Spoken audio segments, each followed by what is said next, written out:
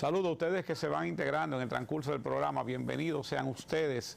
Recuerden, estamos en Al Detalle, aquí de 3 a 4 de la tarde, todos los días, de lunes a viernes. No deje de suscribirse a nuestro canal de YouTube, Abigail Soto TV, para que usted reciba las notificaciones de lo que acontece aquí diariamente en el programa de las grandes entrevistas.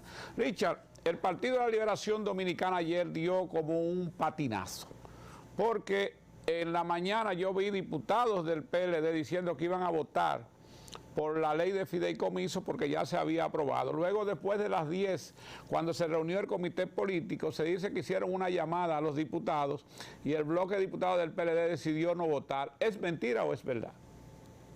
El PLD no votó a favor de la ley del proyecto de ley de fideicomiso, pero no fue un patinazo.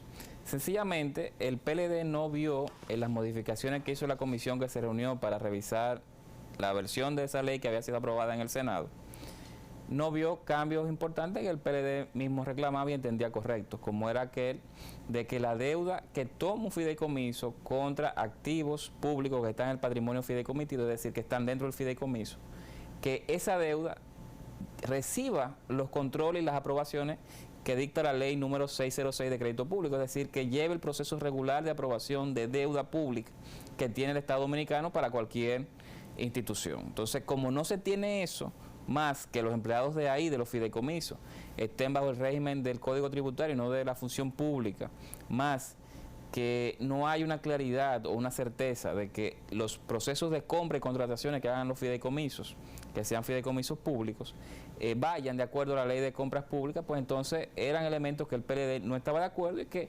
pidió a sus diputados que no apoyaran la ley en vista de eso. Y no es politiquería porque el PLD fue el autor de los fideicomisos, inclusive ese fideicomiso de Pedernales, se dice que el presidente Danilo Medina lo autorizó por decreto, o sea que ahora lo que quieren es transparentarlo, dicen ellos. ¿Eso es así? No es así. El presidente Medina en el decreto que se menciona tanto, lo que instruía algo que se iba a hacer, pero realmente eso no se hizo en la medida en que se quiere hacer el fideicomiso de Pedernales, incluso incluyendo porciones de parcelas que son áreas protegidas. Sí. De hecho, grupos ecologistas que son los tradicionales que han defendido las áreas protegidas de República Dominicana están en contra de lo dicho por la enmienda o adenda que se está cursando ahora en el Congreso, la número 3 de ese fideicomiso. Y son cosas que el PLD nunca estuvo de acuerdo ni nunca le pasó por la cabeza. Entonces, decir que era el PLD que estaba detrás de eso, que era el PLD que formó no sé cuántos fideicomisos, realmente es mezclar aspectos con el fin de fortalecer una posición en favor de los fideicomisos públicos. Freud hoy acusó al PLD de que es politiquero esa acción del PLD, porque estos fideicomisos, inclusive yo he visto voceras, personas que tenían relación con el PLD, miembros del PLD que están en medios importantes de comunicación, ahora que son aliados del gobierno en esa defensa.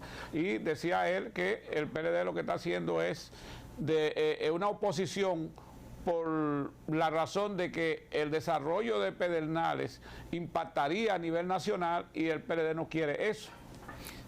Para nada. Si hubo alguien que recuperó el patrimonio público en el área de Pedernales con las parcelas que estaban en manos de particulares por Bahía de las Águilas, fue el gobierno anterior de Danilo Medina.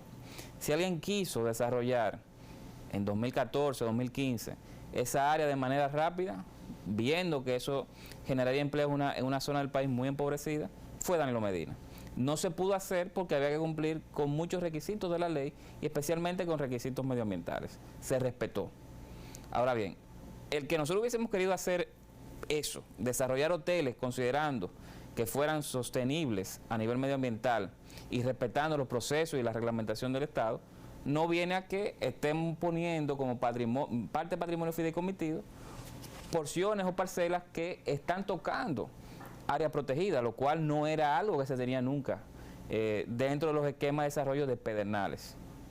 Bien, bueno, como se votó, tuvo una primera lectura, ahora en la segunda lectura quizás pues el PLD entonces tome otra decisión. ¿Tú crees o se mantendrá firme? Habría que ver en la política legislativa la define siempre el comité político del PLD. Y el comité político... Quizás ahora se hagan los ajustes que la ley quiere y complazcan al PLD y a la Fuerza del Pueblo. Esperemos que sí, porque son ajustes que beneficiarían al pueblo dominicano. Richard, ¿cómo está el PLD con Abel Martínez a la cabeza en estos momentos? A la cabeza electoral, porque sabemos que a la cabeza del PLD está Danilo Medina, pero a la cabeza electoral está Abel Martínez. ¿Cómo se siente? Tú que eres el secretario general de la circunscripción 1, que dirige nuestro queridísimo Ramón Rivas, ahora en esta nueva estructuración del PLD, ¿cómo tú ves al PLD? ¿Cómo ves la candidatura? No desde el punto de vista PLDista, sino que tú me digas los ajustes, las cosas y que van bien o van mal o van, sino la realidad de lo que está pasando. Yo creo que el PLD dio una muestra muy exitosa de civismo, de democracia interna, cuando se hizo la consulta del 16 de octubre. A mí me tocó formar parte como miembro del Comité Central, éramos 5 miembros que estábamos formando parte de la comisión que organizó ese proceso de consulta, por lo tanto yo conozco bastante bien cómo se estructuró. ¿Tú estabas en el equipo? En la comisión que la organizó, yo era miembro de ella, había el Comité Central. Okay. Entonces, fue una consulta muy compleja. ¿Por qué? Porque el PLD nunca había hecho un proceso de la magnitud de la que estamos viendo. Había más de 2.000 mesas de votación o centros de consulta a nivel nacional, cuando lo lógico, lo normal era que hubiesen 400, 500 en procesos internos del PLD. Entonces, fue digamos, un proceso masivo, abierto, con un padrón de más de 6 millones de personas que estaban hábiles para votar. Y ahí no podía haber un solo problema. ¿Por qué? Porque el PLD se estaba jugando su credibilidad como partido. La gente fue a votar más de medio millón de personas, por eso decimos que fue exitosa. Se votó por uno de los aspirantes, salió electo, los demás reconocieron el triunfo de ese aspirante, que es Abel Martínez, y todo lo que se vio en los días subsiguientes fue positivo después de ese proceso. Pero se siente como que se ha bajado la guardia mucho con Abel, no se siente esa euforia que se vio después de ser escogido como el candidato presidencial del PLD. Abel Martínez estuvo en diciembre en sus labores de alcalde, o sea que ya después del 12, 15 de diciembre, la actividad política como tal baja y Abel se incorporó, digamos, a las actividades navideñas relacionadas con su posición como alcalde de la ciudad más limpia del país, que es Santiago. Sin embargo, los PLDistas continuamos trabajando y el candidato también continuó trabajando. Por la temporada navideña probablemente ya el ambiente no estaba para política y por eso digamos que el ambiente político bajó. Pero el PLD, después de eso, hizo el 9, 10 y 11 de diciembre más de 400 elecciones a nivel nacional, eligiendo directivas de demarcaciones. Elegimos por primera vez directivas en casi todos los distritos municipales del país que no teníamos. Renovamos la directiva de los municipios, las direcciones municipales, que no habían sido electas desde 2001. Más de 20 años con la misma directiva y ahora las renovamos, las elegimos de nuevo. Elegimos las directivas de las circunscripciones, que tenían desde 2001 que no se elegían, y también de las provincias. Entonces el PLD estuvo haciendo un proceso de renovación interna. Salieron muchos jóvenes en posiciones importantes en esas estructuras, que han estado trabajando de manera acelerada en los procesos que hubo en 2021 y 2022 de reorganización de la línea organizativa y electoral. ¿Viabiliza la relación de Abel Martínez con Leonel Fernández un posible acuerdo en primera vuelta? El PLD tiene una sola alianza hasta ahora y es con el pueblo dominicano, y un solo objetivo con esa alianza es ganar nosotros en primera vuelta. Las alianzas que vengan o que puedan venir va a ser decisión y consideración del candidato presidencial, que va a ser Abel Martínez, y del comité político del PLD. Entiendo que no podemos cerrarnos ningún tipo de alianza, pero no es el momento, quizás es temporáneo. El PLD está en un proceso de seguir renovando, faltan 6 secretarías por elegir, se van a elegir el 19 de febrero, de seguir haciendo su trabajo interno, de carpintería política, de seguir trabajando en el corazón del pueblo dominicano. Ahora van a salir los aspirantes a nivel nacional a los distintos puestos electivos y vamos a trabajar para eso, para quedar bien en las primarias de octubre que va a organizar la Junta y para tener un posicionamiento muy fuerte a final de año y ganar las elecciones en 2024. Ayer yo le preguntaba al ingeniero Freddy Pérez, alto dirigente de la Fuerza del Pueblo, y me decía que Leonel Fernández y Luis Abinader están con una diferencia 38-35 en algunos pueblos, en unos 35-38 dependiendo. Y cuando le preguntaba por el PLD, de acuerdo a los datos que tienen ellos de sus trabajos internos, me dice que el PLD anda por un 14 o un 15%. Bueno, quizás los colores se confundieron ahí. El PLD es la fuerza política que tiene mayor nivel de simpatías. Y la diferencia entre Luis Abinader, que es el presidente, y Abel Martínez, que va a ser el presidente en 2024, no es más de 5 puntos.